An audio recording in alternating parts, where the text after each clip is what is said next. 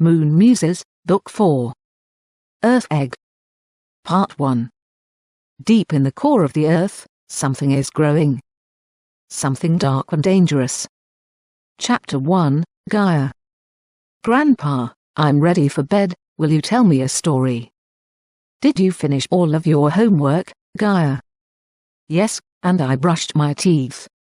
Well, how about I give you a little test first? Okay, look.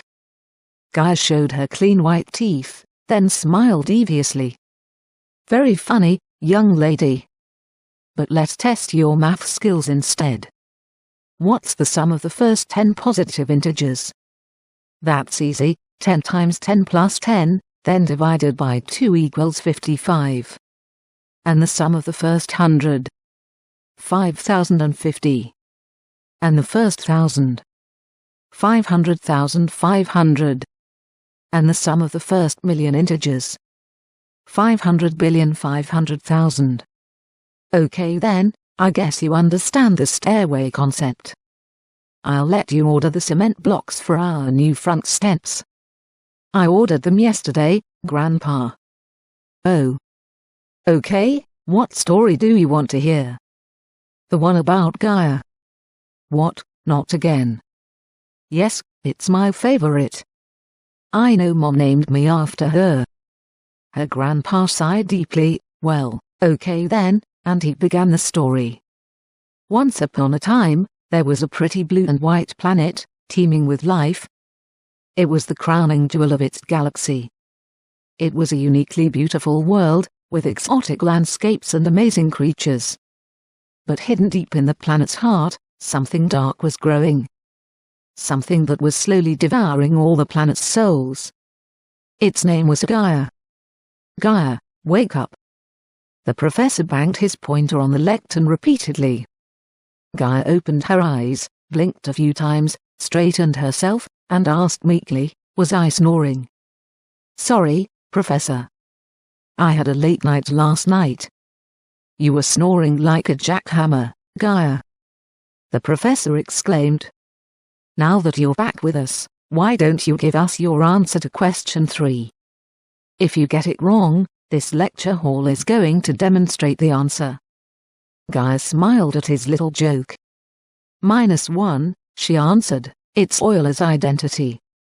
Correct? I guess you can stay, but no more snoring. And I want to see you in my office after class. The students in the lecture hall grew silent. The command was ominous. Stern reprimands, or expulsions, usually followed such meetings. Everyone liked Gaia. She was kind of the class mascot, nerdish, but nice. Her explanations of what the professors were actually trying to teach them were always simpler and easier to understand. When Gaia entered the professor's office, he waved her to the infamous hot seat in front of his desk, then turned and unlocked the sliding panels of his workboard, which was covered in complex equations. You're right, Gaia. I tested your n-degree algorithm, and there are indeed embedded flaws buried deep in our computer operating systems. They are generally invisible and only appear when high-degree equations are solved. I assume advanced artificial intelligence systems are encountering these errors but just ignoring them, thinking their data is valid, resulting in faulty conclusions. But how has this problem gone unnoticed for so long? I think it's intentional, Gaia said flatly. The professor stared at her, wondering if this was just another of Gaia's wacky theories, or if it was something she had already researched and could prove and demonstrate. He challenged Gaia, why would the computer chip makers intentionally put errors in their own operating systems? Gaia answered him with her own question. What institutions use high-degree functions in their research to analyze vast amounts of data, and project trend lines into the future? She continued, who can afford the fastest computers and the smartest scientists and programmers to create cutting-edge artificial intelligence systems? And who can pay off whoever they have to in order to achieve their desired goals? Her professor shrugged and suggested, the military. Well, yes, there's that, but the military is a whole different area. It operates outside the public domain, on a higher level, with its own manufacturers. I am sure they already know what we're discussing, and for their own reasons, they are ignoring it or going along with it. It's big money, Gaia concluded. Central banks, market makers, and other financial institutions. The rich are getting richer, as always, using their high-tech economic weapons. But nowadays, even individuals have access to considerable computing power and clever upstart nerds who can write advanced artificial intelligence programs. The only way to assure predictable outcomes in the stock market is to have certain common miscalculation patterns pre-programmed directly into the microchips that all computers are using. In that way, all advanced systems will project forward the same trend lines. It's always about the money, isn't it? Her professor sighed, then asked, "Have you cashed in on your discovery yet, Gaia?" Gaia called up her stock account on her laptop and showed the professor her current balance. Egads. Wow. Are you going to share your software with me? He laughed. I'm going to donate it to the university, as a parting gift, right after they grant me my early degree, Gaia smiled. There's another field of research I'm interested in pursuing, but I'm going to have to set up my own research company and gather my needed partners first. I don't suppose you need an old professor. He laughed, only partly kidding. I'll give you 10 times your current salary, but I can't guarantee your safety, Gaia said flatly. The professor pondered a moment, then said, I'm due to retire in a few years anyway, and I am too old to be overly concerned about my safety. I accept. He smiled and asked, when do I start? Right after I graduate, Gaia answered and reached out her hand to seal the deal with him. You're my first employee, Professor. Welcome aboard. Chapter 2, The HARP Experiment. Professor, I've rented the transmitter for the day and arranged for you to supervise the experiment. Think of it as a sort of pre-employment exercise, Gaia smiled. We need to locate more of our future team members. Has anyone ever done this before, Gaia? Not that I know. I am pretty sure we're breaking new ground here. Well, I guess there aren't any current laws against it, But are you sure it's going to be safe? No worries, Professor. I checked with a top geneticist, and she says if we keep the power level low, it should be okay. We'll just start slowly and ramp it up until we see results. I'm not sure this is entirely ethical, Gaia, he added. Gaia stated coldly, I know what I sound like when I say, the end justifies the means, but sometimes it really does. However, I expect you to let me know whenever you see me going too far astray. You have the hindsight of age that I don't. That's one reason I'm hiring you. That, and the fact you're the best mathematician I know. He asked, how can we tell if it's working? I expect a sort of nightclub effect, Gaia said, drunk and dancing with arms overhead, like antennas, to receive the signal better. We'll be able to spot those who are most affected. I've hacked into the student database, and we can use face recognition software to identify the candidates. We'll call them in later for job interviews. The professor asked, can we focus the radio beam on just the stadium? Gaia replied, at the wavelength we're transmitting, that shouldn't be a problem, assuming the ionosphere remains stable. If there's some spillover, we'll hear about it later on the news. The professor asked, where did you get the recording we're going to transmit, Gaia? Gaia answered, from old Tibetan singing bowls. I found 2 large, ancient singing bowls that produce curious effects on people and places. We're bordering on the psychic plane here. It's a realm we're going to be exploring more later. I'm not sure if the effects will be limited to just people. There may be some atmospheric effects as well. We'll just have to wait and see. It's an experiment, after all. Firing for effect, so to speak. The professor wrinkled his forehead and thought, not exactly a controlled experiment, and the unsuspecting targets are people. I hope Gaia knows what she's doing. Gaia had been working diligently behind the scenes for months, getting everything ready for this big day. As a generous, anonymous benefactor to the university, through the agency of her lawyers, she had arranged everything. New costumes for the cheerleaders, with a professional choreographer, to help them develop their killer dance moves. For the stadium, an improved audio-video system with unique high-resolution cameras capable of capturing both heat wave and visible images. A new large-screen video display, and a large digital scoreboard. And a crew of fireworks technicians was eagerly waiting to unleash an extravagant, half-time light show with colored fog, dazzling daytime fireworks, and exotic holographic images. The winning team, their coaches, managers, and cheerleaders, will get a 2-week, all-expenses-paid vacation in Tahiti. The losing team will get 1 week of the same. 100 of the student spectators, with lucky winning ticket numbers, will holiday with the athletes at that luxurious tropical resort. Free food, drinks, t-shirts, and ball caps were being distributed to everyone. The rowdy crowd was packing the bleachers and covering the slopes of the grassy sidelines.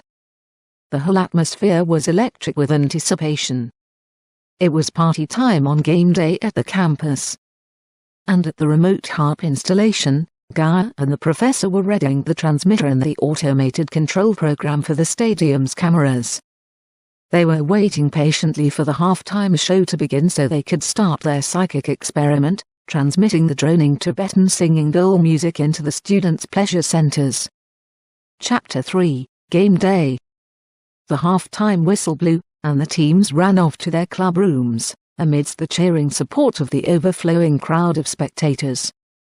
Suddenly, an explosion thundered overhead and a thick dome of red and purple fog enshrouded the entire stadium.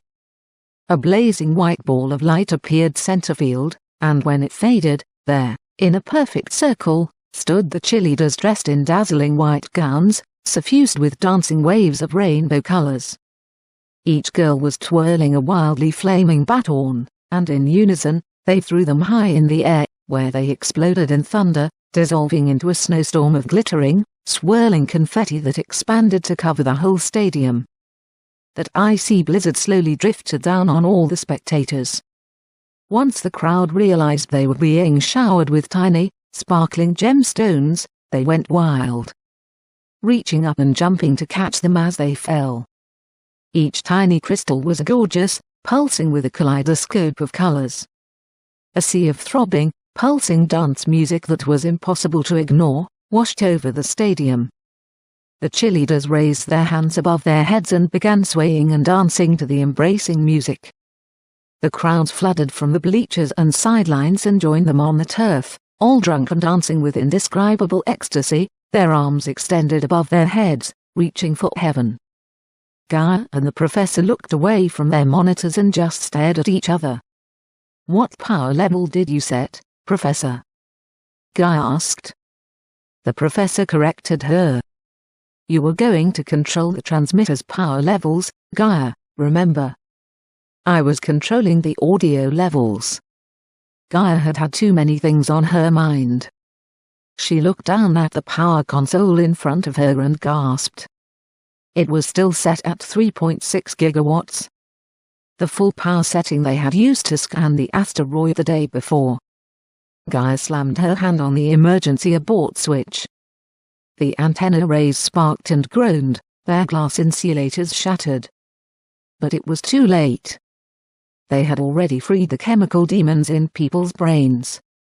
There was no stopping the drunken melee now. Gaia returned her gaze to the stadium monitors. The heat-sensitive cameras were now detecting a group of dancers glowing much brighter than the rest of the crowd. Gaia had programmed those cameras to zoom in and perform face recognition on such people, storing their names and student records for analysis, and potential partners in Gaia's future enterprise. Above the dancers, something unscheduled was now happening. A continuous, rolling thunder shook the deeply blackening sky, then a circular opening expanded, revealing stars and swirling galaxies. an indescribably beautiful beam of soft light extended down to them. The dancers stretched up on their tiptoes, or jumped, trying to enter the beam. Then the select group of glowing dancers that Gaia's cameras had recorded began to slowly float upward. The surrounding people instantly grabbed onto them, hoping to ascend too. Then, as they also began to rise, the surrounding ones also latched on. Soon, there were squirming cones of people rising all over the field. "Cut the audio," Gaia screamed. "But it's not even transmitting now," the professor said. "Erase the sound file," Gaia ordered. The professor shrugged and spread his hands, questioning what good that would do. "Just do it," Gaia commanded. He did, and the levitating human cones slowly sank back to the ground. The thunder stopped, the celestial gateway closed, and the sky began clearing. News reports the next day merely stated that someone, as a prank, had slipped hallucinogenics into the drinks and snacks. Reporters were ordered by their paid-off publishers not to investigate the incident further. All attendees were given a compensating $1,000 bonus and a free vacation in the tropics, to recover. Everyone seemed happy to let the incident slide.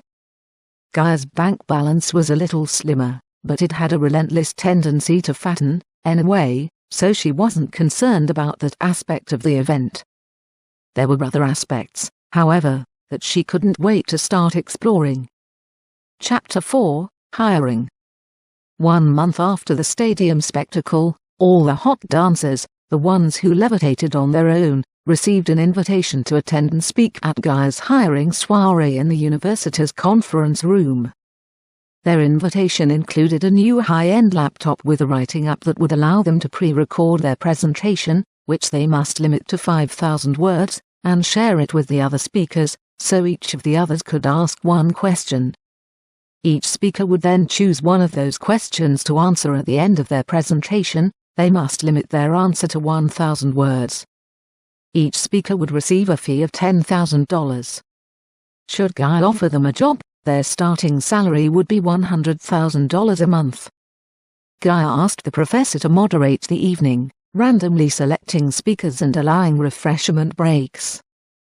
The professional caterers would supply all the amenities. It was an unusual evening. It was interesting to see how many of the speakers included aspects of the stadium spectacle in their presentations, and how many questions were also asked about that.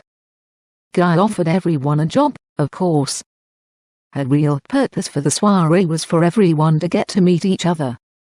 They were going to be spending a lot of time together on Gaia's super yacht. Chapter 5, The Yacht.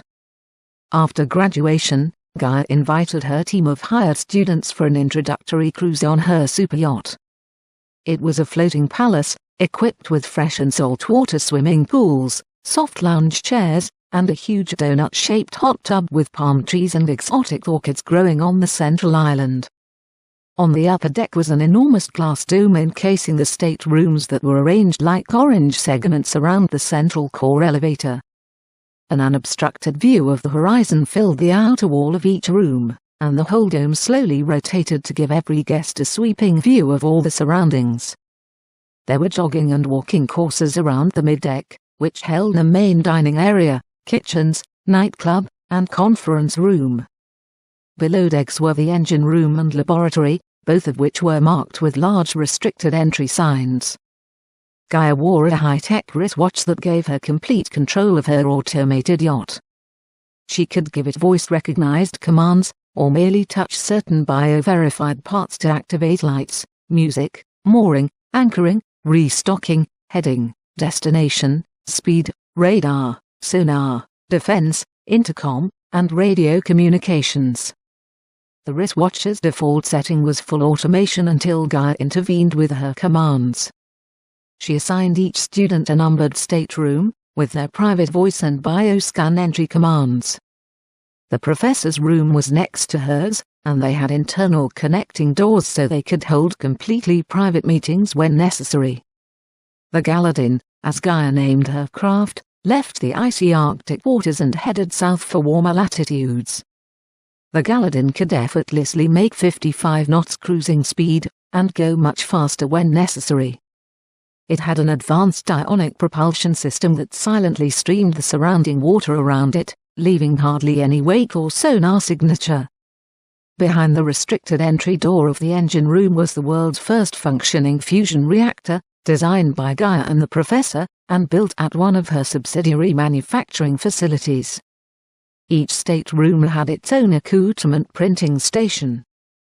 The occupant could select anything from the accompanying catalogue, then stand naked with their arms outstretched and their feet spread apart as they revolved on the turntable. Their body was laser scanned to assure perfectly fitting garments. They could also choose various fabrics and color schemes. The manufacturing device presented their printed garments in just a few minutes. Even perfumes and soaps could be manufactured as desired, as could shoes, tiaras, and other costume jewels. Real jewels, such as diamonds and rubies, had to be manufactured in the high-temperature, high-pressure kilns in the lab. A shower and personal hot tub were part of the well-mirrored washroom. The bedchambers had selections of heated waterbeds, memory foam mattresses, and cozy feather beds. Their lounge areas had soft leather recliners, widescreen monitors, and a nearly endless selection of digital movies and documentaries. Personal butler robots kept everything neat and tidy when the occupants were out of their rooms. The first evening aboard, after everyone had a very fun-filled day of trying everything out, and getting to know each other better, Gaia asked them all to meet her in the conference room at 10 p.m, for a goal orientation discussion. Chapter 6, The Goal. Good evening, everyone, Gaia called the meeting to order. You all know each other's names and are coming to know one another better. As some of you have already guessed, you're all the spectators who first levitated at the stadium spectacle. Yes, it really happened, and wasn't a drug-induced hallucination, as the newspapers reported. I am pretty sure you all know that already.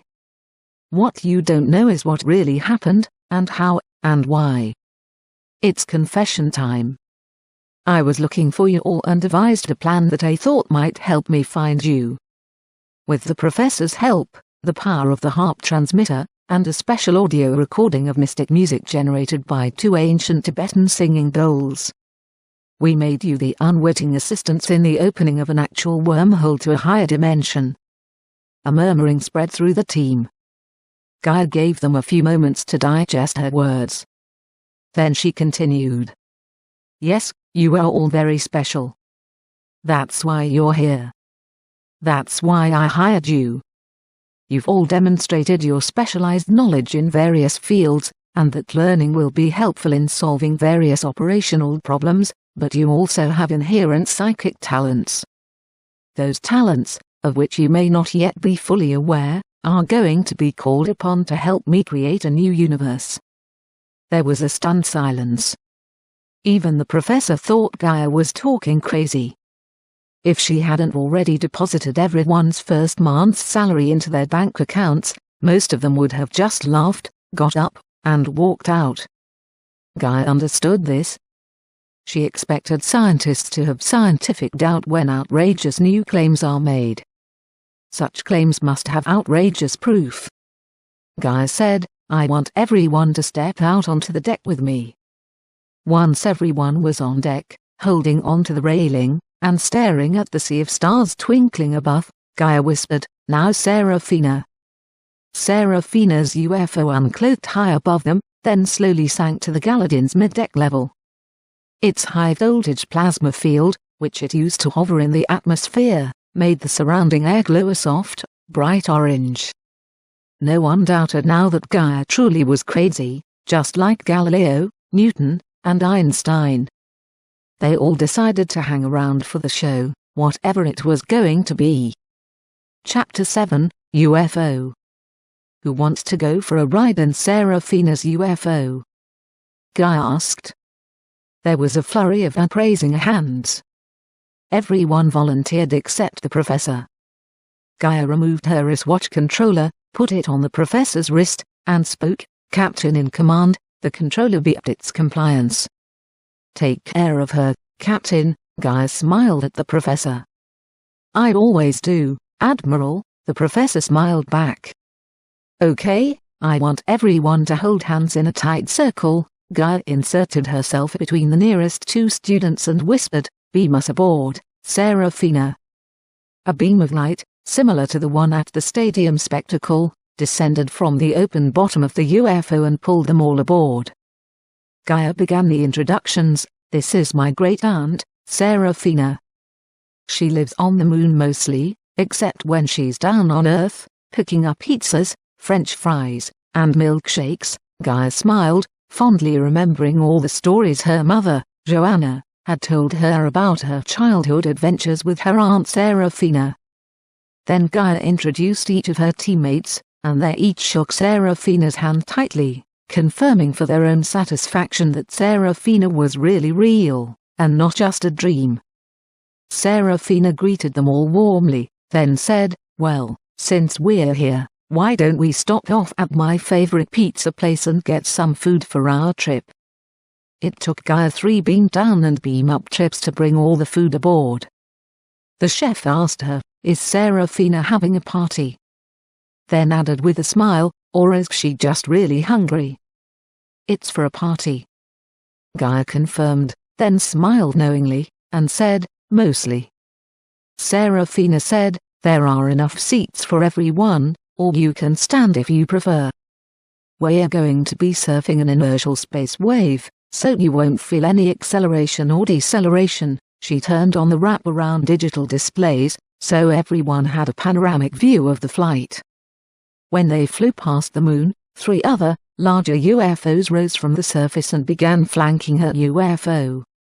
"Just some of my friends," Serafina explained. "They know I've got precious cargo aboard, and are going to tag along just in case." The students wondered, just in case of what? Gaia gave Serafina a little poke with her elbow and quietly asked, "Do they still not trust your flying skills?" Serafina sighed, "Well, there was that one unfortunate incident a while back. Who knew that stupid star was going to explode?" "Yeah, they don't advertise it, do they?" Gaia consoled her, but then thought, in many ways, they actually do. They dipped down through the thick atmosphere of Venus, and Serafina said, "There are scientific theories that life may someday develop in the upper cloud layers of Venus, where it's comfortably cooler and much less acidic. Whenever I'm flying by Venus, I like to scan the upper zones for any signs of a developing, higher life form. But nothing yet. Just those pesky little microbes that keep trying to stick to my ship." Gaia raised her eyebrows and glanced around at her students. It was obvious that she wasn't the only one who thought, microbes are people too. Well, not yet, but maybe someday. As they neared the sun, the UFO's visors automatically darkened to the proper level for human eyes. Then, from the sun's corona, a host of angels suddenly flew up to greet them. They fluttered playfully all around the outside of Serafina's UFO. Serafina turned on the radio scanner's audio, and a heavenly chorus of enchanting sounds flooded the cabin. "I still haven't been able to develop a translation algorithm for their speech," Serafina apologized. Aria, Carol, Georgina, and Melody all exclaimed at once. "I can understand them." "What are they saying?" Serafina and Gaia asked together. 4 different translations blurted out, overlapping each other. The 4 students frowned at each other, each one sure the others were wrong. One at a time.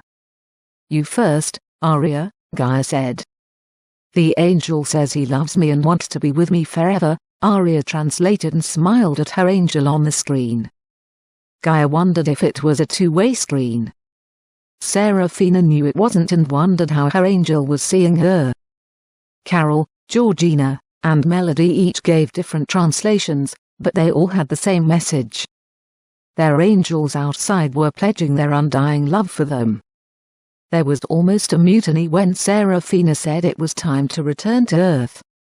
Aria, Carol, Georgina, and Melody begged Serafina to stay, asking her to beam them outside so they could be with their angels.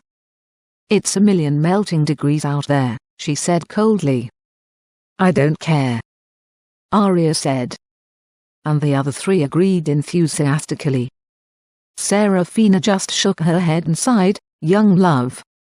Everyone to your seats," Gaia commanded gruffly, allowing Serafina some space to navigate and fly her UFO. "I've never seen the angels come out so far," Serafina thought as she glanced at the rear-view monitor and watched the angels trying to follow them. Arya, Carol, Georgina, and Melody had rotated their chairs toward the back of the UFO and were gazing broken-heartedly at their vanishing angels. Iron resolutions were forming in their hearts. They must somehow, someday, return to them. Chapter 8, Arya. OAA, OAA, OAA. "Help, help!" Gaia screamed, banging on the professor's door. The professor opened his door.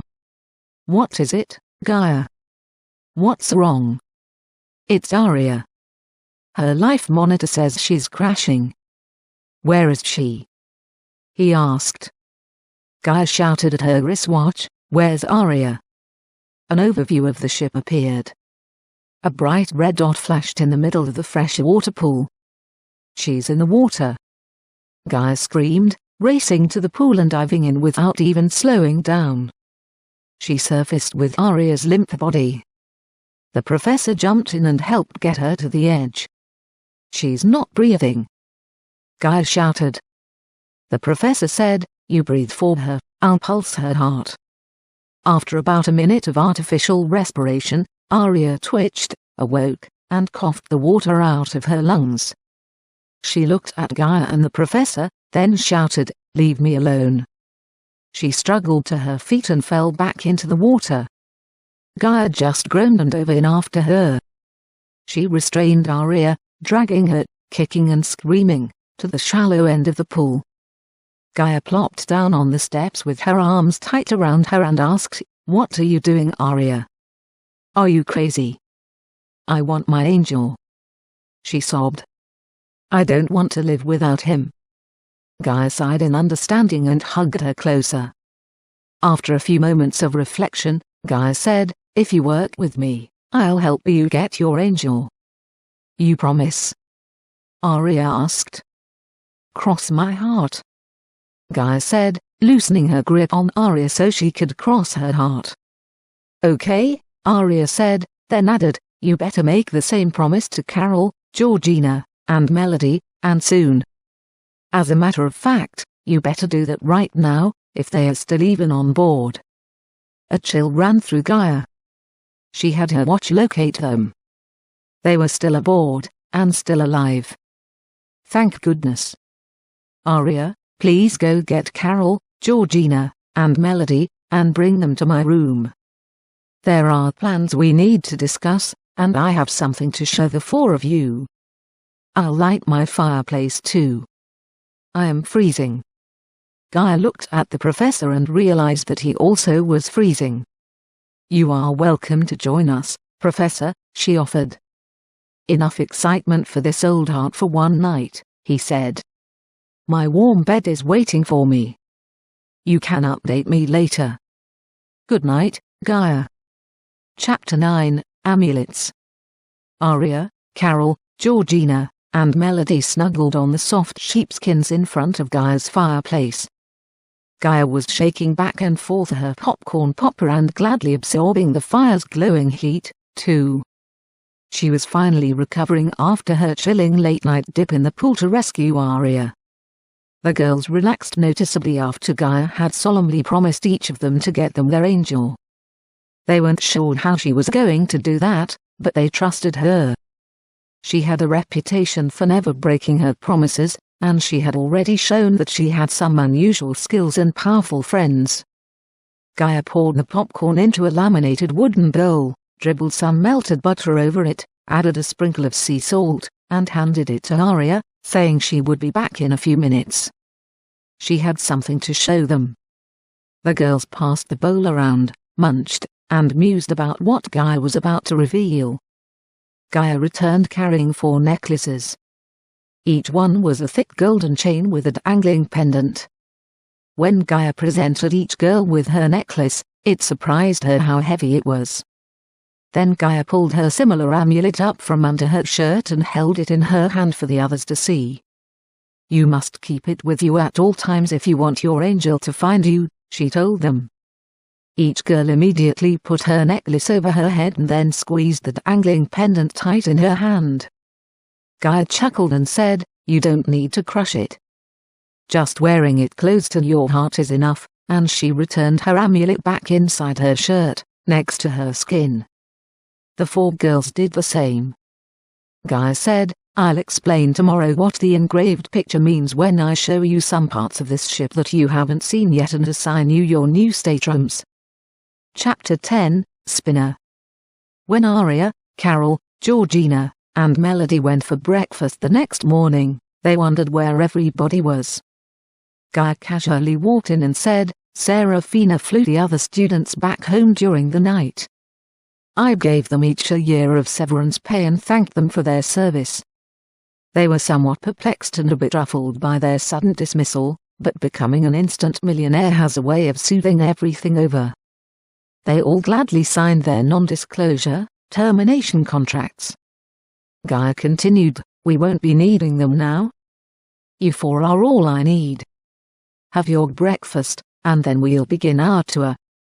Just below the upper deck, where the staterooms were, there was a hidden layer that was only accessed through a locked storage freezer at the back of the kitchen. That was a convincing, nonchalant disguise for a secret entrance.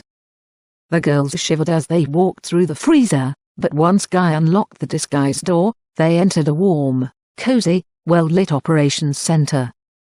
Above them, in a transparent chamber, was a huge metallic disc with 4 somewhat circular holes spaced symmetrically around it. "That's a room-temperature superconductor," Gaia stated somewhat proudly. "The first of its kind on planet Earth. It's balanced perfectly and floats without bearings, in a vacuum, once its speed exceeds 313,000 revolutions per minute. Your new, specially designed staterooms are in 90-degree steps, located right above this spinning disc. There's a special lounge chair in each of your rooms where I'll strap you in during the spin time. I don't want you floating away, or doing anything else unexpected." The girls glanced at each other uncertainly. But they knew they would do anything to get back to their angels. They belonged to Gaia now, whatever her plans. Gaia explained what the etching in their amulets was. "It's the key of the bottomless pit. It's used to open wormholes, and to travel between dimensions." The girls had blank looks on their faces. "It'll help link you to your angels," she sighed. The girls all smiled. "I know it's a lot to digest," Gaia said. "You're getting the crash course?" Then she wondered if she had phrased that wrong.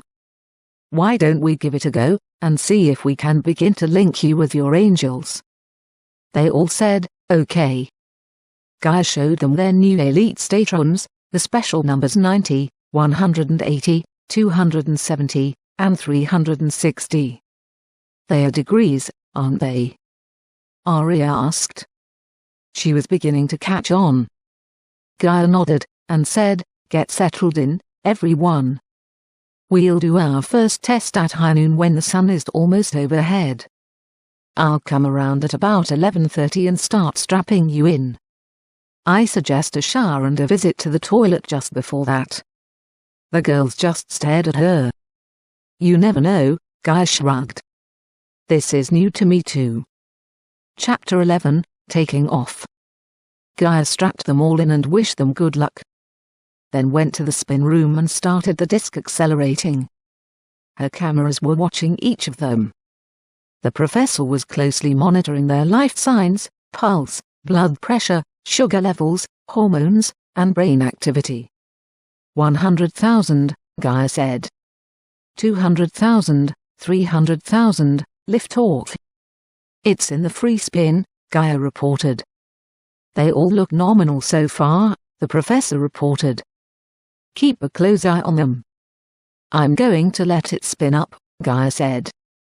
1 million, 2 million, 3 million. The EM field is starting to affect the monitors, Gaia. We're going to need better shielding. Better shut it down for now, the professor advised. Okay, Gaia said and started the deceleration. When Gaia unstrapped each of the girls, she asked them how they felt. They all reported that they felt fine and that they actually felt a little closer to their angels. When the girls strolled stark naked into the dining hall that evening, wearing only their necklaces, Gaia and the professor knew everything wasn't fine. "Where are your clothes?" Gaia exclaimed. "It's too hot to wear anything, even underwear," Arya stated flatly, unashamedly. The other girls nodded their agreement. Gaia held up her watch and scanned their temperatures. They were all about 130 degrees Fahrenheit. "That's impossible," Gaia exclaimed, showing the professor the reading. She went over to them and felt their foreheads. "That's impossible," she repeated. "They really are that hot." "And you all feel okay?" she asked.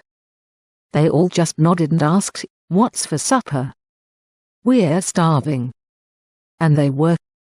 Gaia had never seen anyone eat that much, outside of perhaps her mother and Serafina. Gaia stepped outside with the professor and said, "I think my experiment is actually working. They are beginning to link with their angels. It's some form of quantum entanglement, I think. Well, if they get much hotter, they are going to be starting fires," the professor observed. "They just have to learn to control it." "Let me talk with them," Gaia said. "And maybe I should contact my grandmother," Wanda rose. She learned to coexist with her angel, with a little help from an alien artifact, a mysterious black sword that she and my mother retrieved from below the Great Pyramid of Khufu. The professor just looked at her and shook his head. "Oh, don't be like that," Gaia exclaimed. "You knew you were signing up for crazy." Chapter 12, Grandmother. Serafina's UFO picked up Gaia from the Galadin and dropped her off in Africa, at the desert resort of her grandmother, Wanda Rose, and her great-aunt, Venusa. It was a charming, popular oasis, even though it remained isolated in the central dunes of the vast Sahara. The sand dunes nearest the oasis were gradually being greened by creeping vegetation and spreading forests of Venusa's design. Scattered here and there, Gaia could see a few of the now famous African apple trees that her father, Daniel, had developed. Gaia's grandmother didn't look ancient. She could easily pass for Gaia's mother or even her older sister. She gave Gaia a big hug and said, "I know why you're here, my dear. You're causing quite a stir among the angels. My angel has been keeping me informed of your various linking activities. That was a perilous move, letting those humans see their angels up close like that. Not to mention letting the angels see the humans. You're lucky they let them go. They almost didn't. Hadn't my angel intervened, they wouldn't have let them depart. You were being quite reckless, my dear. Your mother says you get that from me. You probably do. Can you lend me the sword?" Gaia asked, cutting right to the chase. Her grandmother answered, "I can't speak for him." "Why don't you ask him yourself?" Gaia cleared her throat, not sure how to address an alien artifact. "Oh, great and powerful Oz," she smiled deviously, "I mean mighty sword. Won't you save 4 hapless young girls who are in desperate need of your help?" Wanda Rose smirked as the sword laughed heartily inside her. She held out her hand, and from the ends of each of her 4 fingers, a tiny black sword emerged. "Take them," Wanda Rose said. Gaia plucked the 4 small black swords from her fingertips, bowed her head, and said, "Thank you, both of you," and she gave her grandmother a big hug, hoping it would reach all the way to the sword. When Gaia got back to her ship, she called the 4 girls, who were still sky-clad, to her room. "I have a gift for each of you from my grandmother and the alien artifact living inside her. It will help you link safely with your angel." she placed one of the tiny black swords in each girl's hand and said, "You have to put it inside you." She left it up to each girl to figure out how. As the girls walked away down the hallway, Gaia could hear them giggling and laughing. She just rolled her eyes. End of Part 1. MOON-MUSES, Book 4. Earth Egg. Part 2. Chapter 13, Telepathy. The Galadin had sailed to the sunny South Pacific and was now resting stationary off the coast of Australia. The Professor and Gaia were relaxing on the deck in lounge chairs, enjoying cool, tropical drinks of pineapple and coconut juice.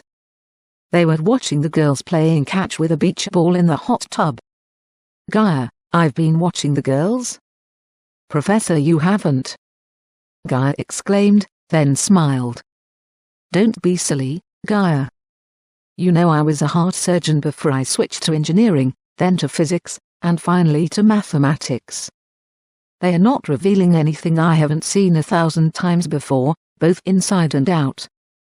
"Just teasing, Professor," Gaia smiled. The Professor continued, "Have you noticed they talk very little lately, yet they effortlessly act in perfect coordination with each other?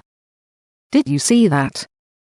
Melody just threw the beach ball at Arya, who was facing in the other direction, and she caught it perfectly over her head. Yes, ever since they absorbed those pieces of the sword, there's been growing telepathic communication between them. I think it infected me too, by just handling those 4 pieces of the black sword. I knew Melody was going to throw the ball at Arya, and I knew Arya was going to catch it without looking." The girls all stopped, turned toward them, and waved coyly in unison. Gaia waved back weakly. "It's kind of freaky, isn't it, Professor?" "I think it's fascinating." "Is it electromagnetic, or some other form of communication?" he asked. "Probably some sort of quantum entanglement. I put them all in a grounded Faraday cage the other day, and could still hear their thoughts," Gaia reported. The Professor said, "I see it's getting near high noon, and time for another round of the spinner." The girls stopped playing, all jumped out of the hot tub together, and walked by them smiling, sky-clad as ever. They were going to their rooms to wait for Gaia to come and strap them in. The Professor admitted, "Well, I suppose it is a wee bit freaky, Gaia." Chapter 14, Honeymoon. After Gaia's parents, Joanna and Daniel, were married, they went on a honeymoon to explore the universe, traveling in Joanna's bubble. When Daniel was with Joanna, she discovered they could travel to places previously hidden from her. The curious effect had something to do with the fact that they had both handled the infamous black sword. Touching it led to infection, and it was now a part of both of them, opening doors to secret places previously unknown and inaccessible. They eventually found their way to the Lake of Souls and honeymooned there on the beach. That's where Gaia was conceived. On Gaia's 12th birthday, her parents presented her with a unique gift, a tiny drop of liquid from the Lake of Souls. It had somehow gotten absorbed into Joanna's wings during their honeymoon there. When Gaia was first handed the heavy box that was decorated with shiny paper and a pretty bow, she thought it must be another large iron meteorite specimen for her growing collection. When she opened it, she just stared in amazement. Inside was a transparent, cubical box, and floating right in the middle of it was a tiny, beautiful opalescent sphere. "What is that?" Gaia exclaimed. "Why is it floating? Why is it so heavy?" Her mother, Joanna, replied, "The transparent, crystal cube is made of a superconductor material, and the tiny liquid drop of the Lake of Souls is a supermagnet. It just floats in the middle. It has a density of over 3 million grams per cubic centimeter. Its composition is unknown. It defies all our analyses. We didn't want to give it to you until we were sure it was completely safe. I've kept it hidden in my jewel box since before you were born, and now it's yours." They both hugged her and kissed her cheeks. "Happy birthday, darling." Chapter 15, Breakthrough. Gaia had carefully placed her tiny droplet of the Lake of Souls in a near absolute zero bath of liquid helium and then focused an ultra-powerful laser on it to shatter it into even tinier droplets. Each of the 4 necklaces that Gaia had presented to Aria, Carol, Georgina, and Melody contained one of those very tiny droplets, as did her own necklace. Gaia embedded those droplets in the flawless, synthesized ruby pendants that were now hanging from their golden chains. On the surfaces of those rubies, Gaia had etched a picture of the keys of the bottomless pit. The girls prized their unique necklaces above everything else and would have given up their lives before giving up their necklaces. Those necklaces linked them with their angels. The girls couldn't wait to be strapped down and spun up each day. Nowadays, their contacts bordered on a state of wild orgasmic ecstasy, and they wondered if they would soon dissolve and never return. That's what they longed for. To be united with their angels forever.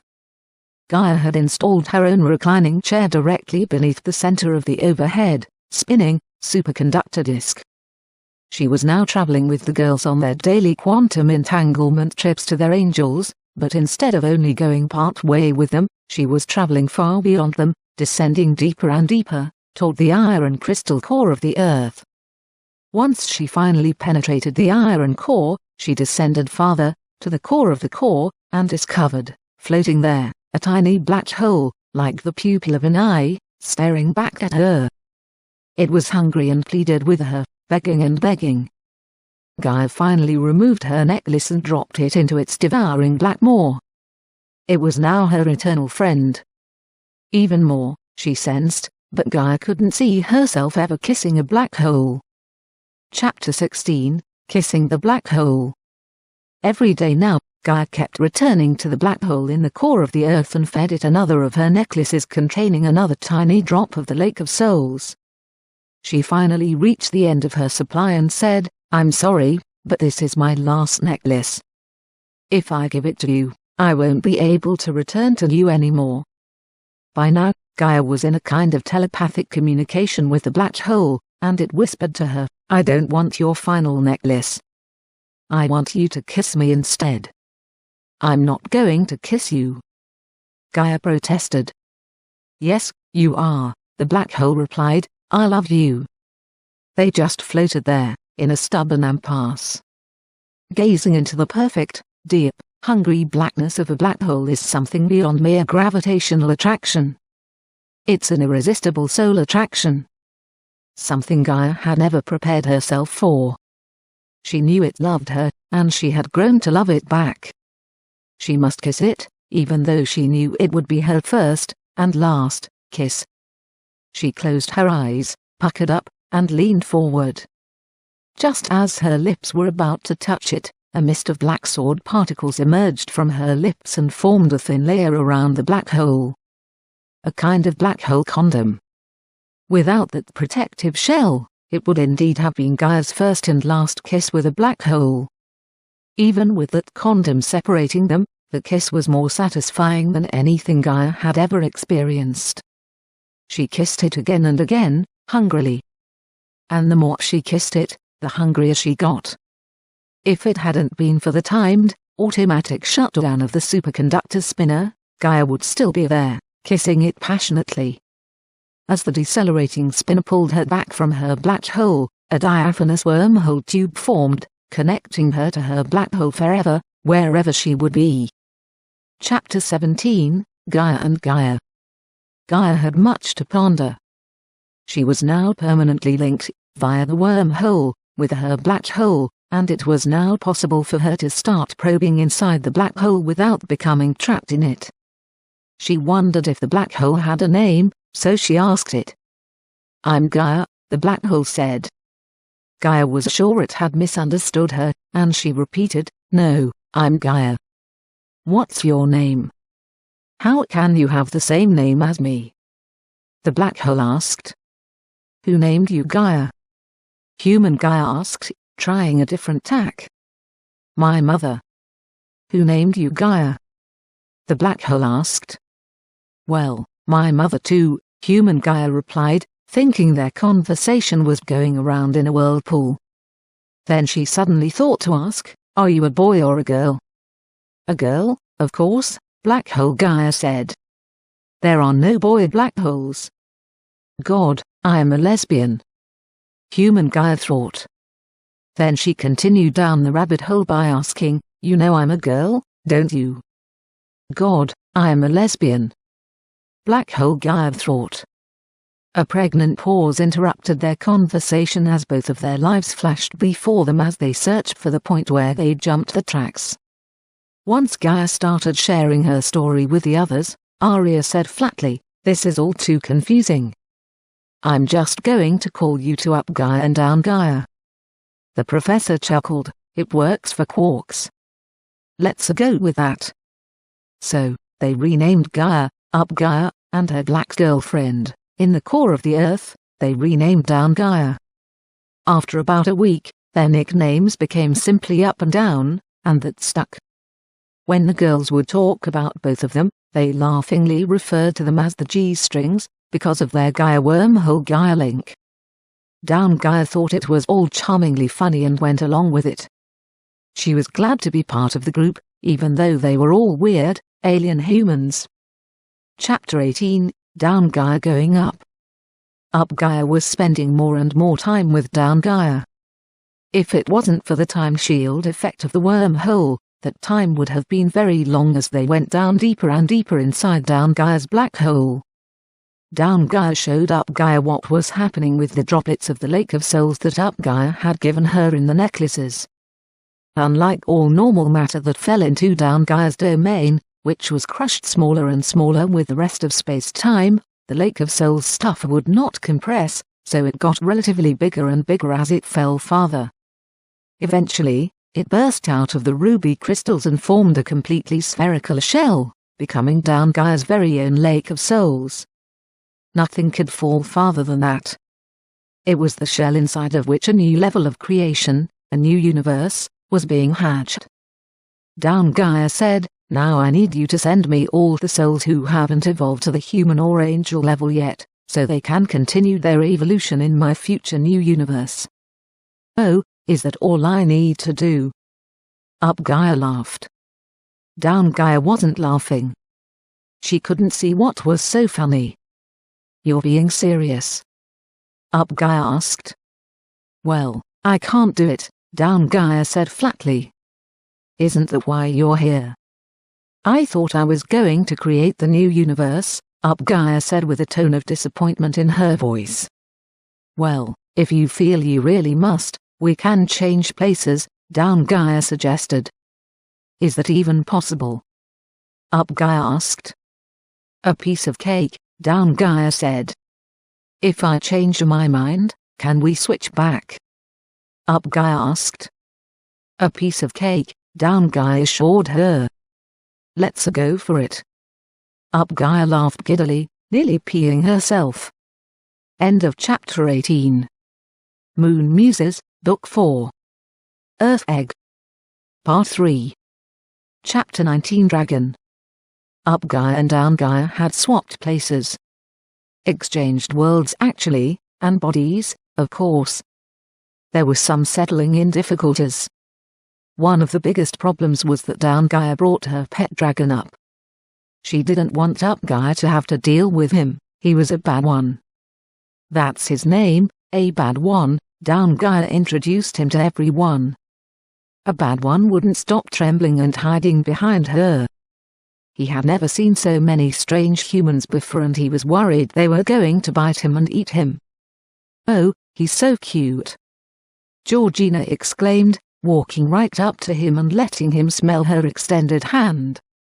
A bad one tentatively stuck out his long tongue and licked her. Then he looked into her eyes and purred softly, friendly. Oh, you're so cute, she said, cuddling his ears and shaking his horns gently. A bad one came out from behind Down Gaia, walked to Georgina, sat down beside her, and wrapped his tail around her legs. Ooh! Georgina laughed, almost losing her balance. She scratched him under his chin and said, that's a good dragon. A bad one nuzzled against her and licked her some more. I think he likes you, Down Gaia said, surprised at his sudden, shifting loyalty. then added, "Make him behave. He's a bad one." "Oh, he's a good boy," Georgina exclaimed, petting his head. A bad one jumped up on her affectionately, knocked her over by mistake, then proceeded to lick her all over, trying to apologize. "I told you, he's a bad one." Down Gaia sighed and shook her head. "Get off of her, you bad dragon." Down Gaia pulled him off her. A bad one whimpered and gave Georgina one last lick with his long tongue as Down Gaia dragged him away. "Oh, he's okay. He's just a little over-enthusiastic," Georgina said, wiping some of the slimes off her legs. "Can I take him for a walk?" "Perhaps tomorrow. I better keep him with me until he acclimatizes a bit and gets used to humans," Down Gaia replied. "See you tomorrow, good boy," Georgina waved to him. A bad one struggled, trying to get back to Georgina. Down Gaia tightened her grip on his horn and dragged him to her room. Once in Up Gaia's room, now hers, Down Gaia investigated and tried out everything. She was still linked via the wormhole to Up Gaia and had a loose telepathic connection with her, and could ask her for directions when there was something she just couldn't understand. She found the accoutrement manufacturing device intriguing. Leafing through the accompanying catalogue, she discovered fascinating fashion models and decided she could improve on Up Gaia's plain garments. Seeing all the other girls were naked, she thought she should at least dress more like them. She settled for some sexy French underwear and a hat that looked like a black hole. Then she discovered smoking. "Make yourself useful, you bad dragon, and light my cigarette," she commanded. It took a few tries for both of them to get it right, but Down Gaia was soon smoking and choking. She totally redecorated her new living room with stone walls and red mood lighting. On the floor, she had soft black furs. She didn't know that the furry side was supposed to be on top. She thought it would get into her cracks. Strange sculptures and artwork reminded her of home. She felt a bit homesick, but that sentiment was fading quickly as she settled into her new world, her new body, and her new life. Chapter 20 Settling in. Down Gaia and the professor were relaxing on the soft, poolside deck chairs, chatting, and getting to know each other better. The girls in the dragon were splashing in the hot tub, racing each other around the loop. The girls were taking turns riding on a bad one, pretending they were jockeying water nymphs. After that, they played dragon in the middle, tossing the beach ball back and forth over his head as he twisted, turned, and jumped up, trying to intercept it. He finally got so frustrated that he unexpectedly belched a spear of thunderous flame at the rainbow-colored beach ball, and incinerated it. He looked around guiltily at the girls and whimpered weakly. The girls just stared at him in stunned silence, then they all broke into raucous, admiring laughter. They clustered around him, cuddling and congratulating him. "He's a bad one," Down Gaia groaned, shaking her big, black sunbonnet. "They shouldn't encourage him." "I haven't seen him eat anything," the professor observed questioningly. "Oh, he has internal fire, direct from the quantum foam. He's like that banging bunny, he just keeps going and going. The girls won't wear him out." "I notice you enjoy eating, though," the professor added. "Yes, I have to take care of Up Gaia's body, just in case she wants it back." "How is she doing down there in your world?" the professor inquired. "Actually, she's doing remarkably well. She understands things that were always mysteries to me. I think they trained her for this. She's had a unique education from beings beyond my ken. I think if she hadn't found my world first, she would have made her own, and eventually merged with mine, in a way. Our swapped positions have just expedited the inevitable. I would have become redundant down there, with her around. Up here, there are things I can help with. If the girls will lend me their dragon occasionally," she laughed. Chapter 21 Abaddon. Down Gaia was going over the quantum entanglement notes she found on Up Gaia's desk in her library. "Aria, Carol, Georgina, and Melody now expected Down Gaia to fulfill the promise made to them by Up Gaia, to unite them with their angels who lived in the sun's corona. So, she wanted to understand better what this was all about. As she read on, she saw that Up Gaia had an ulterior motive. She was delaying the girls' complete and final union and was forcing their angels to keep traveling around the rotating sun, always staying on the Earth-facing side for their daily partial link-ups with their humans. She saw that Up Gaia was trying to create a quantum entanglement web that spanned the entire surface of the sun's corona. Apparently, there were many more creatures living in the corona than just angels. Up Gaia believed that when the Earth is to be stripped of its sub-creatures, the sun must be, too. She was doing extensive research and searching for something called the power of Abaddon, the abomination of desolation, the active agent of the coming worldwide harvesting.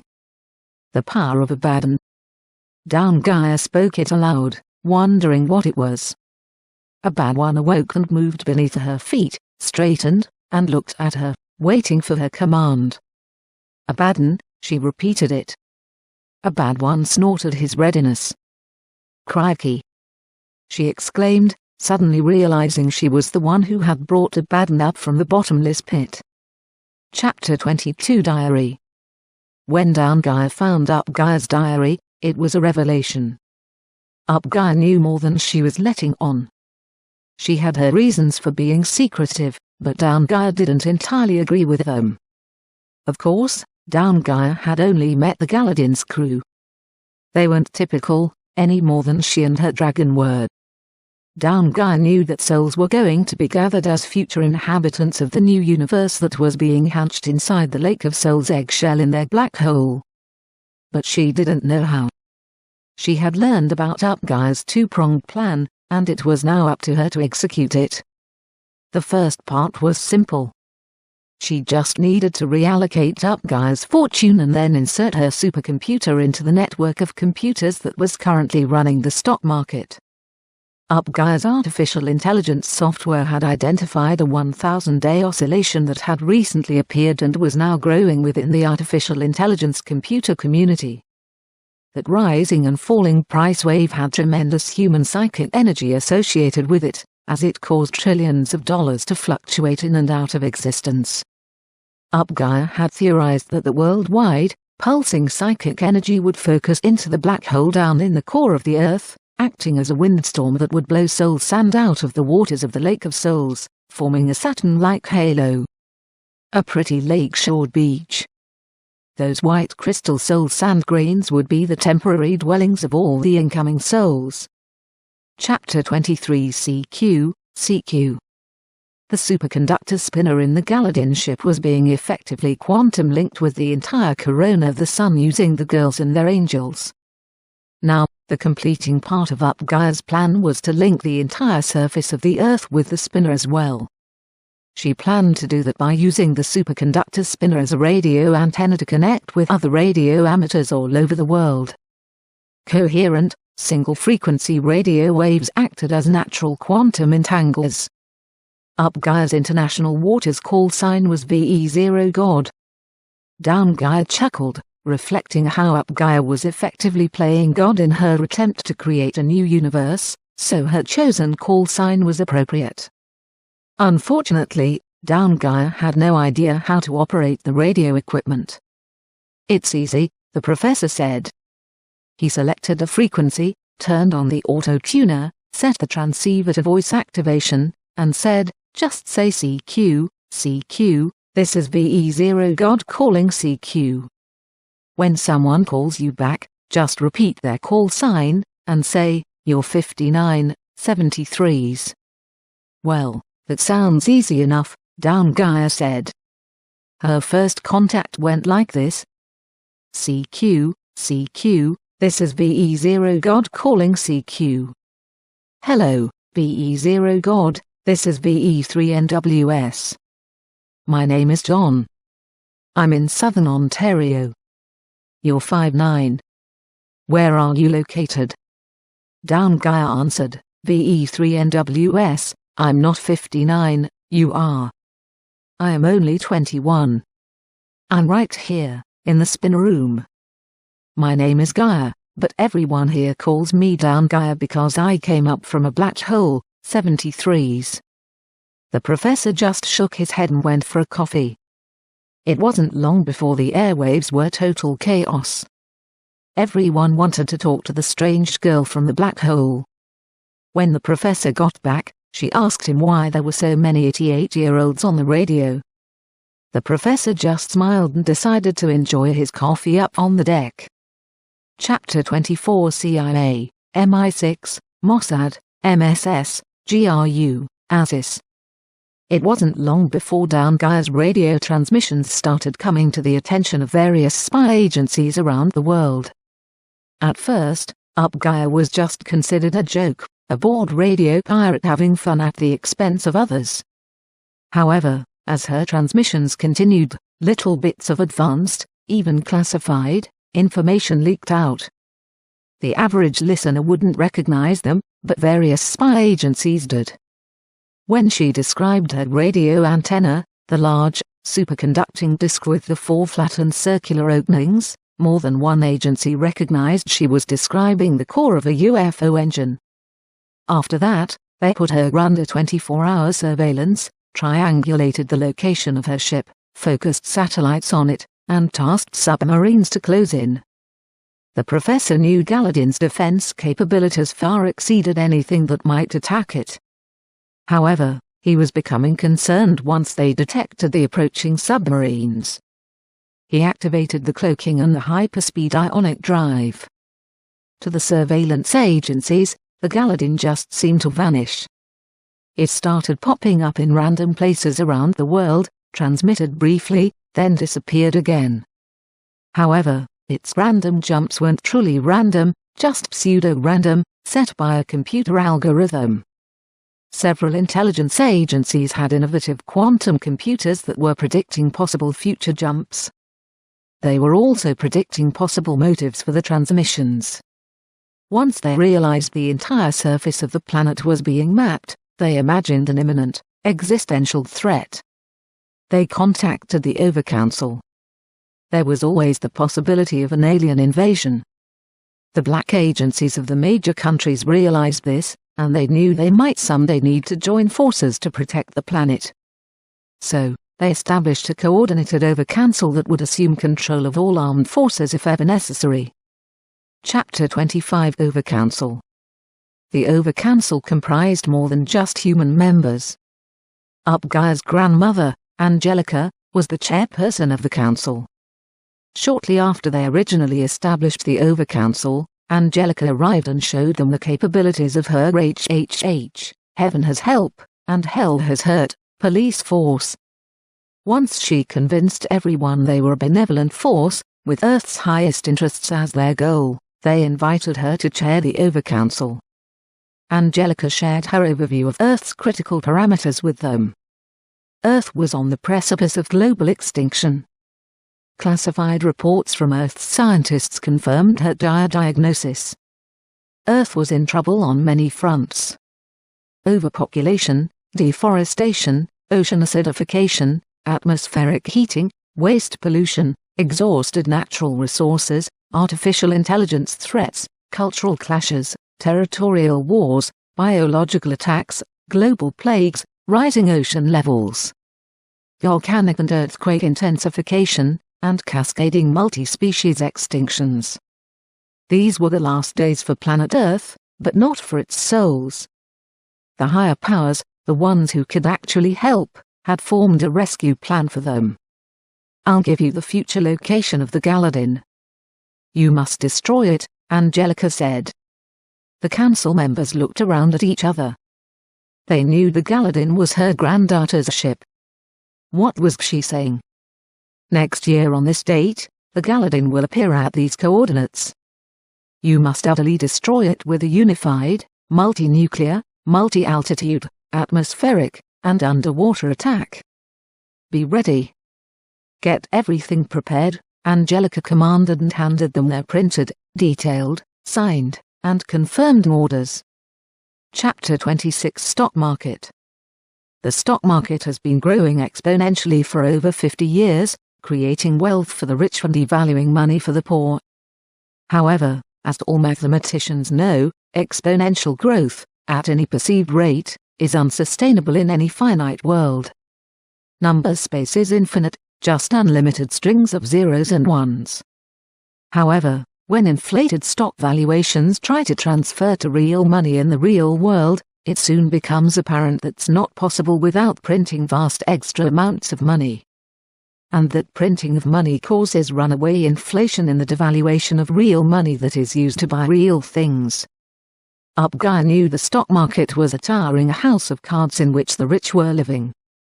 A lot of energy had gone into building that lofty structure, and she perceived a way of using all that elevated potential energy for an egalitarian good. There's a tremendous amount of human psychic energy linked to money. The four elevator forces that power creation: come low, pick up, go high, drop off, or gravity, strong, light, weak, also power the elevator moves in the stock market: buy low, sell high, and buy high, sell low. They are the same four forces that power Christ's keys. Those keys are used to unite humans and angels on the moon. They direct the activities of the lunar UFOs. Come low to Earth, pick up humans; go high to the moon, drop off humans. Go high to the sun, pick up angels; come low to the moon, drop off angels. Or, in stock market terminology, buy low, sell high, and buy high, sell low. Gaia's grandfather had shown her how she could tap into the psychic energy linked with the stock market to help power the keys, to gather all the subspecies of the sun and the earth. He said that all it would cost her was everything. But that was okay with her. She wasn't in it for fame or money. She would trade it all for one good psychic power. That spiritual commitment eventually brought her the keys. Using them, she was now connecting the ebbing and flowing of the stock market to her black hole's lake of souls and washing free a beautiful beach, the soul sands that would soon harbor all the arriving earthly and solar sub-souls. The ones who hadn't yet reached full human or angel status. The ones who would eventually find new homes in her new universe. Chapter 27: Existence. Existence is a strange and wonderful thing. Ugly and beautiful. Terrifying and inspiring. Brutal and tender. Sometimes both, in the same place, at the same time. Life, death, change. Yes, it's always changing, always striving for some impossible, unreachable goal. Entertaining, I suppose, like a trip to the amusement park or the movies, if it's safe, or viewed from your cozy couch while munching popcorn. But life isn't safe. We're thrown into its jaws, or onto its wings, the moment we arrive. It's totally unfair and random. Or, at least, it seems so. If we are to have any safety, we must fight and struggle and build our own fortress to protect us, to isolate us, from the terrible world outside. If we only had indestructible bodies that didn't grow old, get sick, and die, then perhaps living would be fun. Or would it? Are we evolved enough to be happy without all the suffering, misery, opposition, failures, loneliness, and despair? I mean, if being God is really so great, why did he bother to make this debacle? Perhaps there isn't any God. Is it possible that existence is truly godless, and it's just this terrible, wonderful thing of which we're a part? Maybe, if we want a God, we have to make our own. Maybe. Did I mention the uncertainty of it all? God. What a mess. I wonder if I can destroy it all and just start over. Or maybe just destroy it all and be happy with nothing. I wonder what nothing is. But that unilateral decision would be tyrannical. Perhaps we should take a vote. Who wants to have an end of the world party? All those opposed, say nay. I'm not hearing any opposition. Okay, that's it. Let's destroy the world. Down, Gaia, wake up, my dear, the professor nudged her arm gently. You were dreaming and moaning, and calling CQ. Down, Gaia opened her eyes, groaned, and sat up in her deck chair. "Oh, Professor. I was dreaming about a conversation I had with VE3JQ on the radio yesterday. He was very disturbing, asking me deep questions, and saying weird things.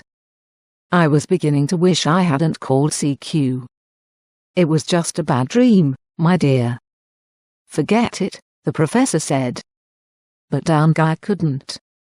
It kept going around and around in her mind. She was having doubts about what she was doing, what she was part of. Chapter 28 Runaway. Down Guy told the professor and the girls that she needed a break and wanted to get away for a while to see the world and think about things. They tried to discourage her, concerned about her inexperience, and the danger in the wide world, not to mention who would strap them down for their daily angel trysts. "The professor can handle all that," she assured them. "I'm going to take a bad one with me. He'll protect me." "You're going to take a dragon into a city?" Georgina exclaimed. "That'll be fun to watch." She laughed, secretly meaning, "You can't take my dragon away from me." Down Guy said, "I've been training him. He can disguise himself as a dog." "Watch this," Down Guy snapped her fingers, and said, "Bad dog." A bad one morphed into something that sort of looked like a dog. Georgina wasn't sure if she should laugh or step back. She stepped back, then laughed. "What breed of dog is that?" "I'm not really sure," Down Guy said. "I've showed him some pictures of big, scary dogs and let him decide." Georgina took another step backward when what appeared to be red blood started dripping off Bad Dog's exposed, scary fangs. Then he roared a blood-curdling growl, and Georgina stumbled and fell backward. "Bad Dog!" she screamed, pushing herself back farther on her bum across the deck. Bad Dog morphed back, whimpered, and ran over to Georgina, licking her all over. Down Guy said, "Yeah, I used the same command to change him back." The others wondered whether that was logically sound. "Where do you want to go, and how are you going to get there?" the professor asked. Down Guy said, "I'm going to visit VE3JQ, then she added, "A bad one hasn't shown you yet, but his wings actually work." Before Down Guy could order a demonstration, Georgina jumped onto A bad one's back and commanded him, "Fly." Everyone watched in amusement and fascination, as Georgina squealed with delight and hung onto his horns for dear life as A bad one looped her around the ship 3 times, then landed her softly, silently back on the deck. "You can't take my dragon," Georgina pleaded. "Why don't you come with us?" Down Guy invited her. That was a dilemma for Georgina. It was a tough call, her dragon or her angel. She chose her angel. "I better stay aboard," she said reluctantly, then asked, "How long will you be gone?" Down Guy just shrugged and said, "Probably not too long." "What will you use for money?" the professor asked. Down Guy said, "I've got all Up Guy's debit cards and credit cards." "Of course," the professor said. "Sometimes I forget that you're now Up Guy, as far as the world knows. I have some radio friends who know my story, who I really am, but I don't think any of them believe me." Well, maybe there is someone who believes me. She was thinking about VE3JQ, who she was going to visit. Chapter 29 Down Guy's Parents. Up Guy and Down Guy didn't know yet that they were sisters-in-law, but their mothers, Joanna and Wanda Rose, both knew and knew that each other knew, but were keeping it secret for now.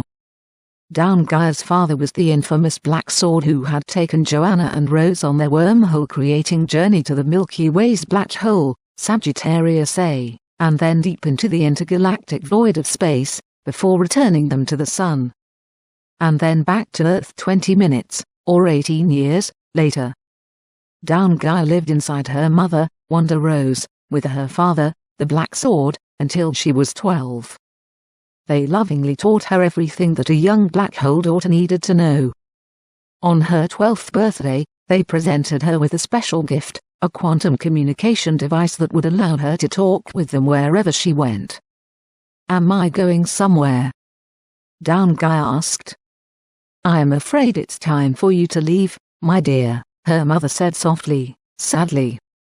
"But I'll be all alone." Down Gaia protested. "You'll have your pet dragon, and we'll be with you, my dear," her mother reminded her of the communicator, then continued, "You're going to find a wonderful new companion down there, and you'll become BFFs, best friends forever." Down Gaia's mind raced. "You mean there are others out there besides you and father?"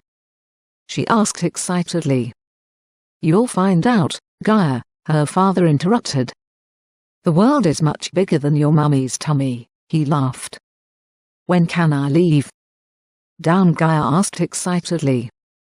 Her father, the Black Sword, gathered Down Gaia, and her pet dragon, into his arms and flew them deep down, into the very core of the earth. "You rest here, my dear, eat these iron crystals, carve yourself a comfortable little space to float in, and wait for your friend to arrive. You'll be okay. And don't forget to call your mother, I am sure she's missing you already." Chapter 30 Dressing Up Down Gaia. Once it was certain Down Gaia was planning a date with her radio friend, VE3JQ, the girls started taking matters in hand. "You can't go on a first date dressed like that," Carol said. "You look too easy." "Isn't it going to be easy?" Down Gaia asked. "She means you look like a hooker," Melody clarified. "And you better carry some protection, just in case," Aria added. "Don't worry, I'll have Bad Dog with me," Down Gaia said. "Not that kind of protection," Georgina laughed. "What if you have sex?" "What's that?" Down Gaia asked. The girls just looked at her in stunned silence. "Didn't your mother ever teach you about the birds and the bees?" Carol asked. "No, not really. I didn't even know there were such creatures until I came up here," Down Gaia said. Melody interjected, "Oh, this is going to be so much fun.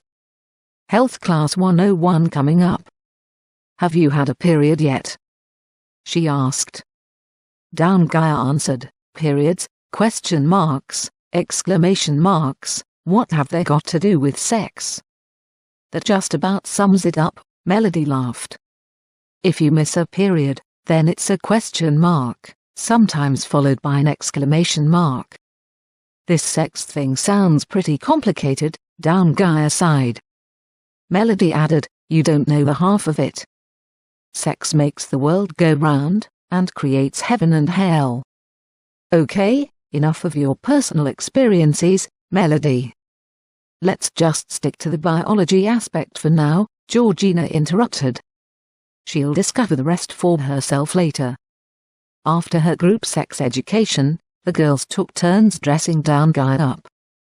Georgina finally interrupted the fashion show and said, "You're going to have to wear something practical and warm, it's cold in Canada, it may even snow." Melody asked, "Where are you going to stay? Have you made any reservations, or are you going to give up on your reservations and move right in with him?" "That sounds like a good idea," Down Gaia replied.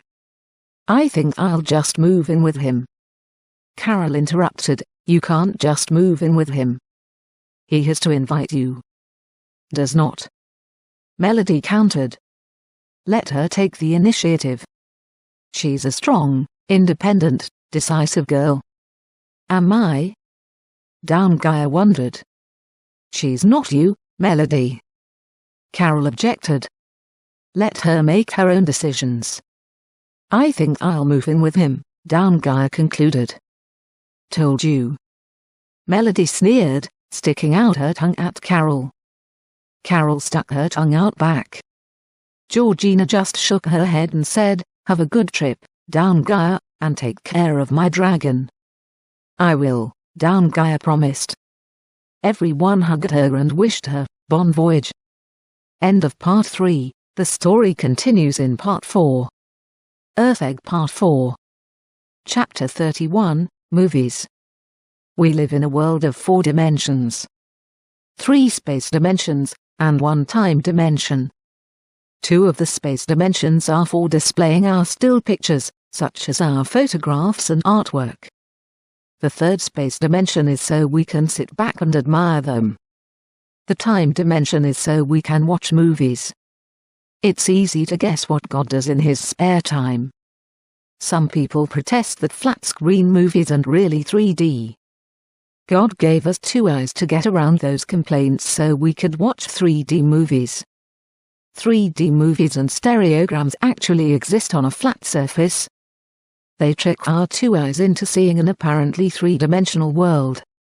A scary monster can now leap out at us, causing us to spill our popcorn.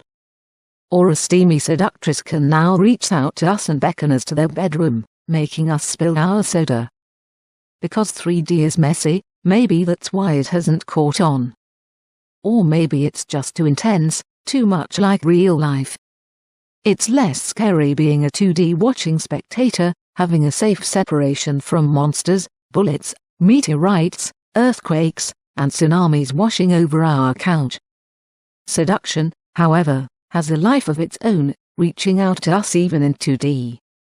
A quandary God had was how to efficiently store his ever-growing collection of Universal movies in a way that was inexhaustible, easily accessible, and in a consistent format. He solved that problem by designing a cosmic turntable where adjacent tracks were ever shrinking in width, as infinite integer steps in negative exponential space. That mathematical structure centered the cosmic turntable at 0 and it had a conveniently small radius of 1. That turntable revolved at the same RPM rate everywhere, of course, so time passed at the same speed everywhere, on larger outer tracks or smaller inner tracks. The moving needle, representing the local speed of light, moved slower on inner tracks, but local wavelengths were correspondingly shorter too, so recorded music and movies sounded the same, and played back at the same speed, everywhere. In all universes, big or small. The moving needle, of course, had to shrink as the track width shrank so it would fit in the narrower tracks. He solved that by using a local light beam, instead of a diamond-tipped needle, to record and play back the movie, similar to how a DVD works with a light beam instead of a needle. Each track, whether big or small, has an infinite number of points, or movie pixels, between its edges and around its circumference, so unlimited 2D, or simulated 3D, movies, in high resolution, can be recorded and played back in any universe. God made the edges separating the tracks out of an incompressible, solid substance. That unique substance looks like an endless ocean of opalescent glass. Sometimes with scattered soul sand islands, formed of pale crystals, and cradling larger, oval-shaped stone mansions. Those who have seen it call that substance the Lake of Souls. The divine record platter has a finite thickness, hence real, but finite, 3D space exists in each universal track and in the Lake of Souls boundaries. So, there it is. Being children of God, this concept is simple for us to visualize. It turns out the secret structure of creation is nothing more than a fancy DVD. That's nice, Down Gaia said, but you haven't yet told me where you live. I'm leaving here tomorrow, and I'm coming to move in with you. Chapter 32 Moving In. What do you say to an alien girl you hardly know when she suddenly announces that she's coming to move in with you? In the interest of interspecies relationships, and possibly avoiding an interdimensional war, VE3JQ thought he'd better tread softly, and see what she has in mind. Who knows, maybe she's bringing some rare treasure or some secret knowledge that will solve the world's energy crisis. Her intimidating dragon dog wasn't exactly what he was expecting. When he answered the hesitant knock on his back door, they just stared at each other. There was something about her, something distantly familiar, like a wondrous dream that he'd long forgotten, but was now suddenly remembering. Down Gaia jumped into his arms, hugged him tightly, and sobbed on his chest, "I've been looking for you for so long. Where have you been?" VE3JQ, named John, or Johannes, said, "I'm not really sure. I woke here a while back, with no memory of who I was or what I was doing here. Slowly, memories from this body and brain formed in my mind, adding history and context to this life. But other memories also started coming back that didn't fit in anywhere. Even my name, I remember two versions of it, John and Johannes Kruger White. Do you know who I am? He asked. Of course, you're my twin brother. Downgaia blurted out. Don't you remember me? She asked disappointedly. Johannes hesitated. The memory was there, somewhere deep in his heart. He could feel it, but he couldn't quite see it. Downgaia just groaned and put her hands on each side of his head, blasting her thoughts into him. Remember me? She demanded. He suddenly exclaimed, You're Gaia, my black sister. Then hugged her so tightly she could hardly breathe. Do you remember who you are now? She asked him. Yes, I'm your white star brother. He poured his radiant light into her hungry blackness. She rested her head on his chest and sighed. That's the first real meal I've had in what seems like forever. Where have you been hiding, my brother? His other life's memories began flooding back. I was with Celesta, at the Lake of Souls. She was mothering me. Our father sent me there, saying he had to separate us or we wouldn't develop. We would just neutralize each other out of existence. They both believed that, seeing what they were doing to each other right now. They gently, but firmly, pushed apart, leaving a little space between them, but still staring hungrily into each other's eyes. Your bad dragon has grown too, I see. Does he always look like that? Bad dog. Downgaia said, and he morphed back into his dragon shape, letting Johannes pet him on his head. I think he remembers you. I hope he's forgotten how I used to tease him by hiding you behind me, Johannes said, remembering how scary he looked a few minutes ago. Oh, I am sure he's probably forgotten all that. I hope. Downgaia smiled deviously and gave her brother another hug. Chapter 33 Upgaia and Johannes. Their personal wormhole always connected Upgaia and Downgaia, and Upgaia was noticing what Downgaia was doing with her body. Upgaia's body was experiencing things it had never experienced before. Whether a body's aware of what it's experiencing has always been a philosophical question. Certainly, a body's physically affected by what's happening to it. That's just scientific action and reaction. And Upgaia's body was definitely reacting to what was happening between Downgaia and Johannes. Those changes were becoming so intense lately, they were starting to distract Upgaia from her work. She fantasized more and more about Johannes. And then it happened. Downgaia and Johannes had sex. At the moment of climax, Downgaia and Upgaia again swapped places. That swap increased the intensity of the orgasm dramatically.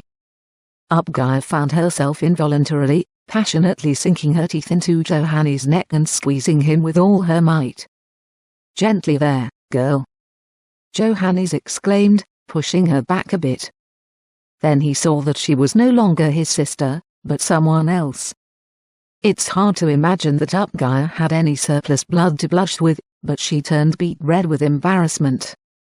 When she realized she was totally naked, well, it was difficult to turn redder than a beet, but her cheeks tried. Chapter 34 Lost. When Downgaia was suddenly, unexpectedly, drawn back to her black hole world, her dragon was left behind. Johannes couldn't console a bad one, and neither could Upgaia. He started flying off on his own, looking for Downgaia everywhere. A bad one started triggering military defense radars wherever he flew. Soon, the skies all around the planet were buzzing with reconnaissance and response aircraft. It was inevitable that a clash would eventually occur between neighboring, hostile countries. Then allied countries, who were under mutual defense treaty agreements, were pulled into the fray. Things quickly went downhill from there. The radar signature of the quantum foam-fueled dragon made him look like some sort of advanced weapon system, and that really set things off. Worried that they had fallen far behind in advanced weaponry and that they would be defenseless against this new threat, the silos of nuclear arsenals everywhere were being opened, awaiting launch orders. Once the major forces recognized the unknown threat was heading directly toward the location where the Galadin was predicted to show itself and had just appeared, on the exact date foretold, they knew the threat was real and extreme.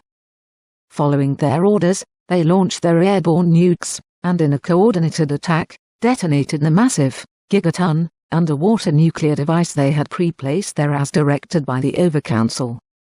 Chapter 35 Home Again. Once it became obvious that Abad-1 wasn't returning to them anymore, Upgaia used the microtransmitter embedded in her necklace to call Seraphina and her UFO to come and beam them up and return them to the Galadin. Seraphina reminded Upgaia that it was only 10 days to the big event. "I know," Upgaia answered. "We've had a few last-minute changes, but we'll be ready." After Seraphina dropped Upgaia and Johannes off on the Galadin, Upgaia introduced Johannes to everyone and gave him the royal tour of her ship. Then she showed him to their bedroom, rather, their stateroom. She blushed at her little Freudian slip.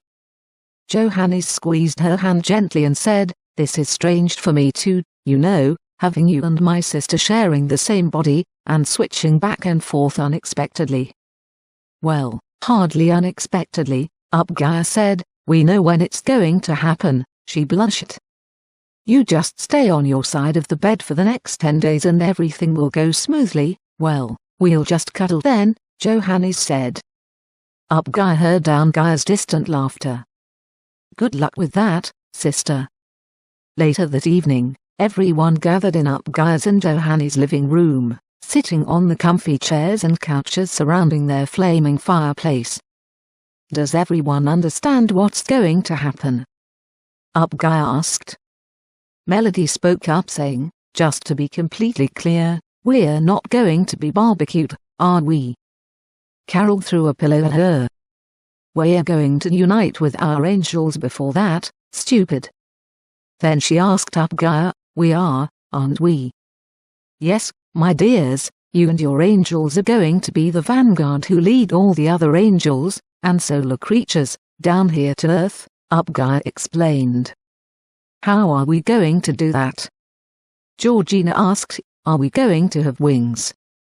"Just like your dragons, only much prettier," Upgaia assured her. Melody threw the pillow back at Carol and exclaimed, "My wings are going to be prettier than yours, and faster too." Johannes and the professor were sitting in soft leather chairs beside each other. "Are you their father?" Johannes asked. The professor chuckled. "Don't blame them on me. They came like this. Some days it's much worse. You should see them when their dragon is here with them, it's a madhouse." "Yes, where is Abad-1 now?" Johannes spoke up, asking Upgaia. "He's creating havoc with militaries all over the world," she answered. "He'll be here soon, right before the Big Bang." Chapter 36, The Big Event.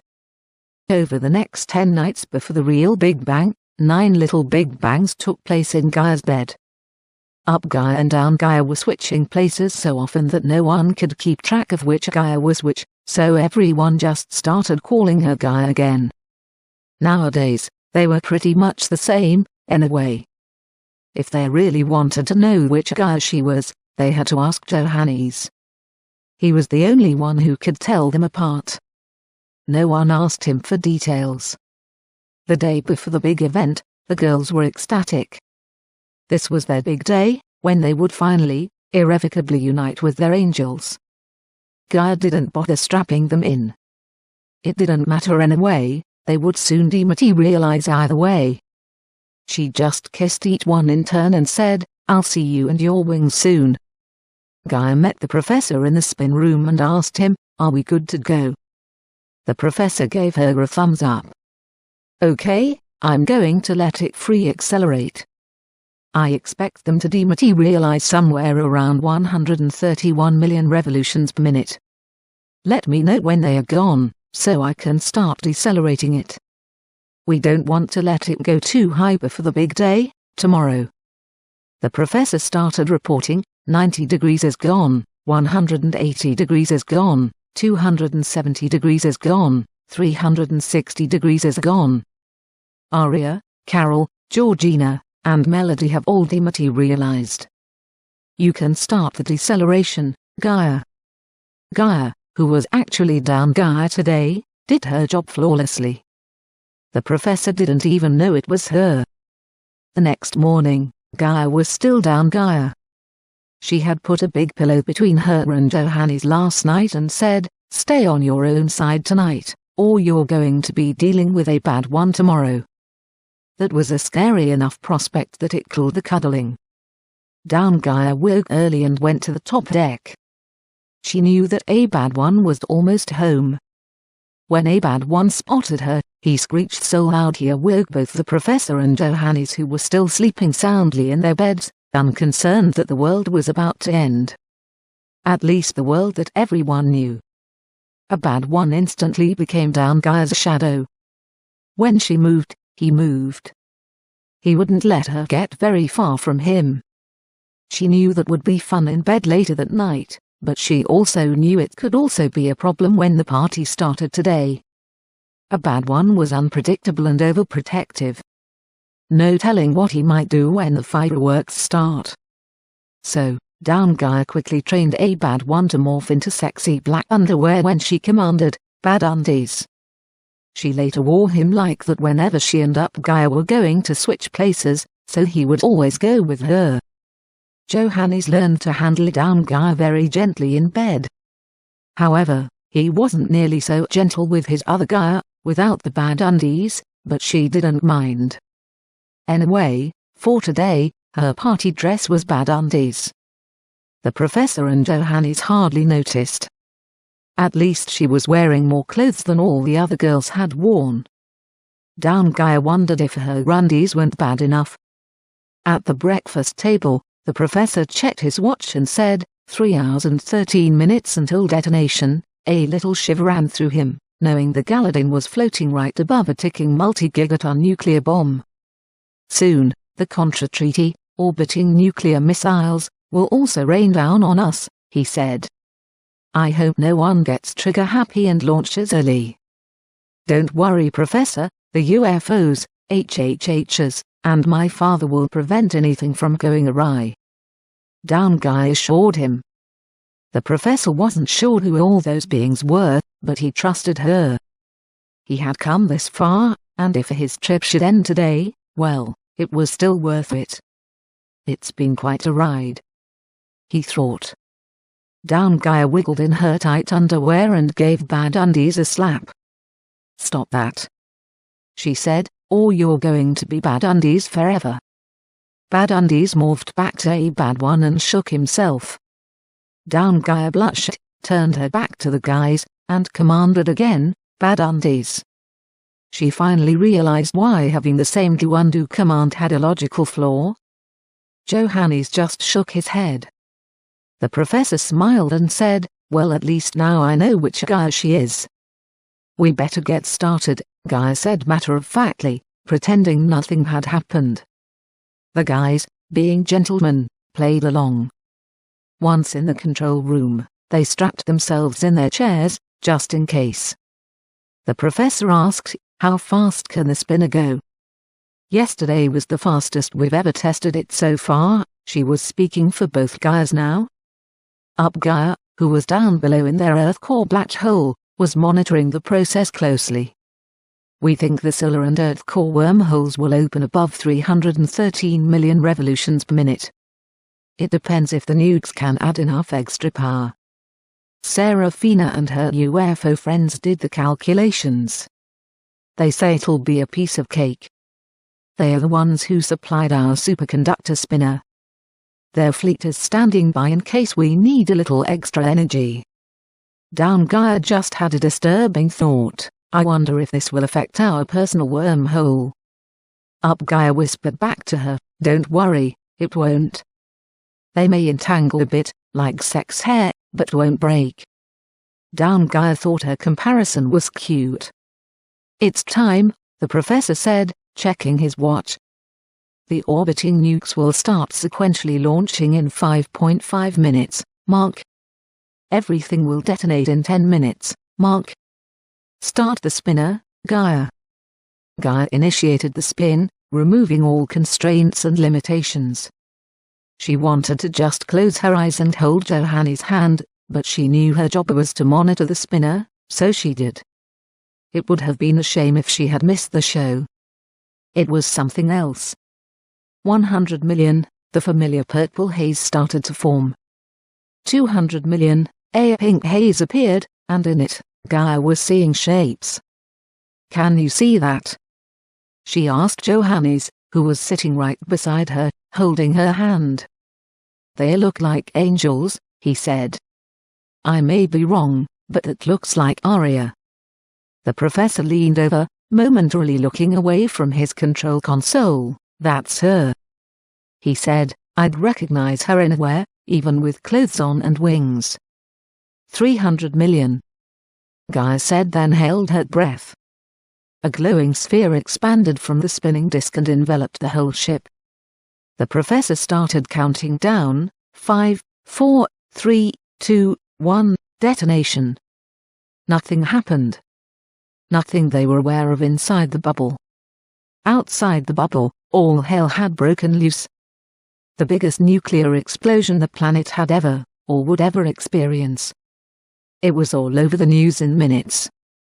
Scientists weren't sure if a meteorite had just impacted, or a supervolcano had exploded, or what. Mild seismic tremors were felt worldwide. Tsunami warnings were issued for all coasts, but nothing major happened. Something was dampening the earthquakes and waves. Something that looked like angels in the sky. "That's me," Melody exclaimed, showing Carol the front page photo. "I think that little one in the corner is a you. It's amazing how many feathers fly when angels tussle." The professor just shook his head. "Nothing ever changes," he sighed. When Angel Georgina found out that a bad one could turn into bad undies, she wanted to wear him. By the end of the day, a bad one was getting a little tired of hearing bad undies from his 4 angels and his mistress, Gaia. Their project worked. Every day, more and more invisible angels arrived from the sun and started looking for their humans. Not immediately merging with them, but staying near them, trying to get their attention. Life on Earth was changing. People gradually became more self-sufficient, more contented with just being alive in the fresh air and sunshine, uplifted and inspired by the wispy hugs of their invisible angels. The subspecies from the sun's corona also found their earthly complements, and when they were no longer needed on Earth, they descended together to Gaia's beautiful lake of souls and slept in their crystal homes, dreaming of their new futures in Gaia's pristine new universe. The end of the Earth Egg story. The 4th book of the MOON-MUSES series.